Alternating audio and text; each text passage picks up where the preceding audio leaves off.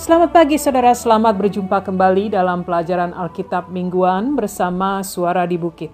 Saya berharap keadaan saudara dan keluarga baik, penuh dengan damai sejahtera Allah kita, Yesus Kristus. Saudara seiman, kehidupan ini kaya sekali dengan segala pengalaman atau hal-hal yang membuat kita harus belajar untuk memahami atau mengambil hikmahnya. Mungkin setiap hari kita dihadapkan oleh hal-hal yang baru yang tidak kita ketahui sebelumnya. Sejak kecil pun kita semua diajarkan untuk rajin belajar untuk dapat mencapai hidup dan masa depan yang baik. Kali ini kita akan belajar dari bacaan Alkitab Mazmur 25 ayat 1-7 yang dituliskan oleh Raja Daud. Secara keseluruhan, Mazmur 25 mengajarkan akan doa dan permohonan ampun, serta perlindungan dan harapan akan kebaikan Tuhan bagi Daud dan bangsa Israel. Kalau saudara memegang Alkitab, mari kita baca bersama. Mazmur 25 ayat 1-7. Dari Daud, kepadamu ya Tuhan, kuangkat jiwaku. Allahku, kepadamu aku percaya. Janganlah kiranya aku mendapat malu. Janganlah musuh-musuhku beria-ria atas aku. Ya, semua orang yang menantikan engkau tak akan mendapat malu. Yang mendapat malu ialah mereka yang berbuat khianat dengan tidak ada alasannya. Beritahukanlah jalan-jalanmu kepadaku ya Tuhan. Tunjukkanlah itu kepadaku. Bawalah aku berjalan dalam kebenaran-Mu dan ajarkanlah aku, sebab Engkaulah Allah yang menyelamatkan aku. Engkau ku nanti-nantikan sepanjang hari. Ingatlah segala rahmat-Mu dan kasih setia-Mu ya Tuhan, sebab semuanya itu sudah ada sejak purbakala. Dosa-dosaku pada waktu muda dan pelanggaran-pelanggaranku janganlah kau ingat, tetapi ingatlah kepadaku sesuai dengan kasih setiamu, oleh karena kebaikanmu ya Tuhan. Saudara seiman, ayat-ayat Alkitab Mazmur dituliskan oleh beberapa penulis, dan salah satunya adalah Raja Daud, Raja Israel. Tulisan-tulisan ini mencakup aspek-aspek kehidupan bangsa Israel tentang bagaimana hubungan mereka dengan Tuhan di sorga dan dengan sesama umat, tentang kejayaan, kebahagiaan, bahkan kesengsaraan yang mereka alami. Ayat-ayat yang baru kita baca mengajarkan bagaimana saat itu Daud menghadapi berbagai macam tantangan hidup, hal yang menggambarkan kesesakan hatinya. Dia menyadari akan segala dosa-dosanya di hadapan Tuhan yang telah dia lakukan. Namun dia pun mengerti bahwa Tuhan Maha Pengasih, dan dia yakin bahwa ada harapan bagi hidupnya. Dia harus mengambil keputusan untuk percaya pada Allah dan jalan kebenarannya. Dia memohon agar Tuhan mengajarkan jalan itu, tidak mengingat akan dosa-dosanya, dan melimpahkan kebaikan dan kasih-Nya yang selalu ada sejak awal dan berlangsung sepanjang masa. Saudaraku, ada harapan bagi kebaikan Tuhan bagi mereka yang mau datang dan menggantungkan semua harapan hidupnya pada Tuhan. Satu hal yang penting yang perlu diingat adalah Daud berdoa agar Tuhan mengajarkan jalan kebenaran setelah dia mengatakan dan memutuskan untuk percaya sepenuhnya pada Allah. Hal ini menunjukkan bahwa dia yakin sekali bahwa hanya dengan melangkah dalam kebenaran Tuhan, dia akan hidup dibenarkan sebagai awal dari segalanya. Saudara seiman, sangatlah penting pada saat kita berdoa, mengajukan segala permohonan hati kita, bukan hanya untuk mencari jalan keluar dari permasalahan-permasalahan hidup ini, namun disertai dengan ucapan syukur, memuliakan nama Allah dan mau dirubah atau diajarkan. Seorang yang berdoa dengan mengatakan, Ajari aku Tuhan akan kebenaran-Mu. Apabila dia katakan dengan tulus hatinya, maka dia akan menerimanya. Suatu doa yang terinspirasi oleh keinginan untuk lebih mengenal Allah, mengenal karakter Tuhan, mengenal kasih dan kuasa-Nya. Saudara seiman, doa ini adalah doa yang penting sekali. Karena bukan hanya dia akan mendapatkannya, namun dia akan menerima pimpinan Roh Allah sendiri. Bagi saya, doa ini menunjukkan kerendahan hati seorang di hadapan Allah. Seorang yang mau diajarkan untuk berjalan dalam kebenaran, mau diingatkan, dan mau bertanggung jawab atas segala yang dipercayakan padanya. Dia memiliki keinginan untuk bertumbuh terus dalam iman, untuk dirubah, untuk menjadi seperti Yesus Kristus dalam kehidupan dan tabiat atau karakter yang dimilikinya. Dia percayakan hidupnya sepenuhnya di tangan Allah dan mau berjalan dalam rencana Tuhan. Dengan segala tantangan yang mungkin harus dia hadapi, baginya Yesus Kristus adalah segalanya. Roh Kudus akan mengajarkannya untuk melangkah jauh dalam memenuhi panggilan ilahi. Dan persekutuannya dengan Allah terus menjadi kuat dari hari ke hari. Suatu hal yang tidak dia bayangkan atau rencanakan, karena Allah yang merencanakan itu semua. Pemikiran tentang kasih Allah di sorga yang telah mengorbankan anaknya yang tunggal di kayu salib untuk dunia selalu ada dan tertanam dalam hati dan pikirannya.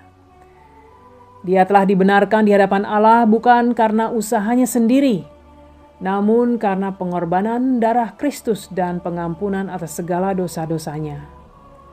Dan sekarang, dalam Kristus dia telah menerima semua janji-janji Allah bagi orang-orang percaya, dan hidupnya lengkap dalam Kristus secara rohani.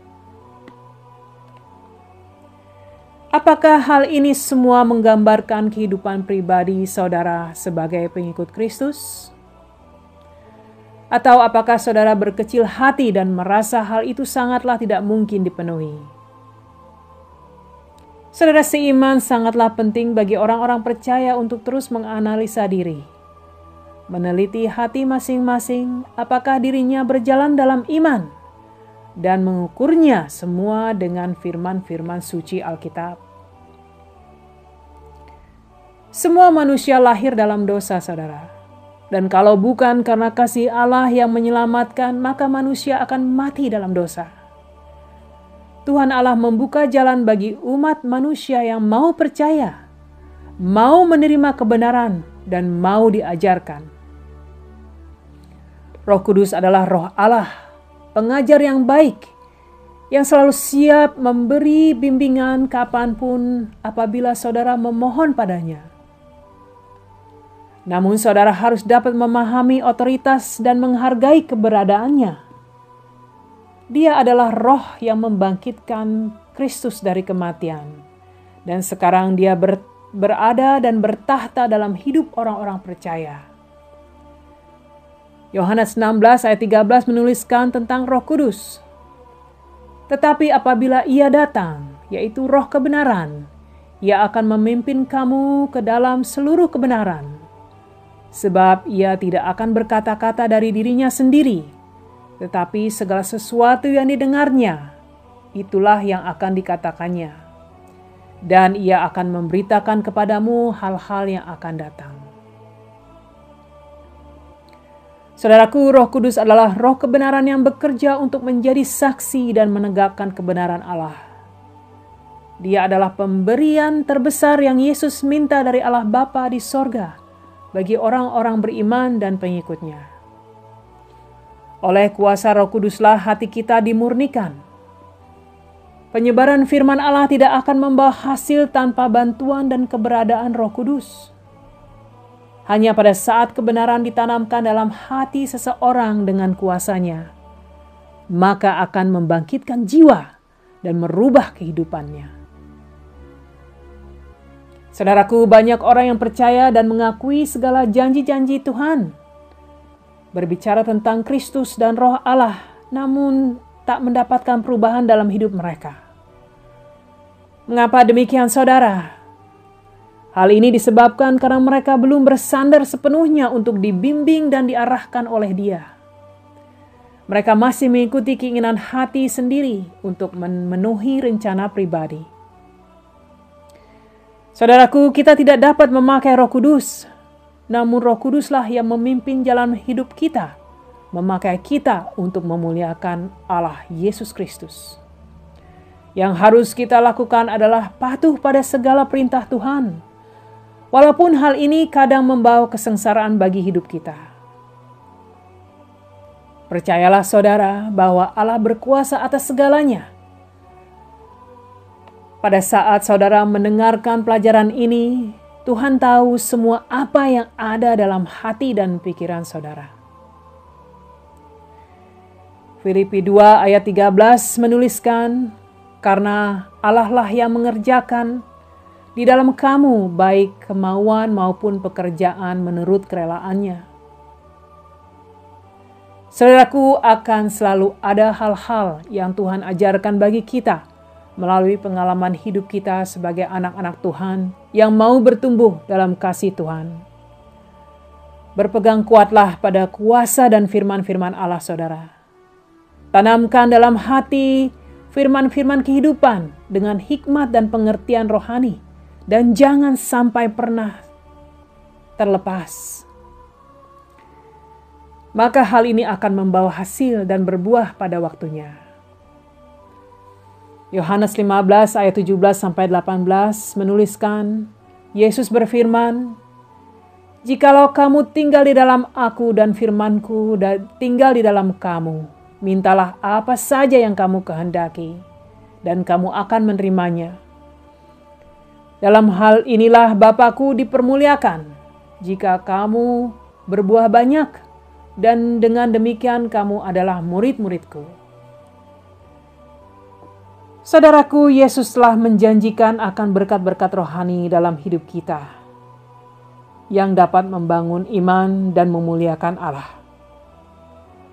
Marilah saudara kita belajar terus dan mau diajarkan dengan kerendahan hati, agar hidup kita di dunia ini akan dapat terus memuliakan Allah.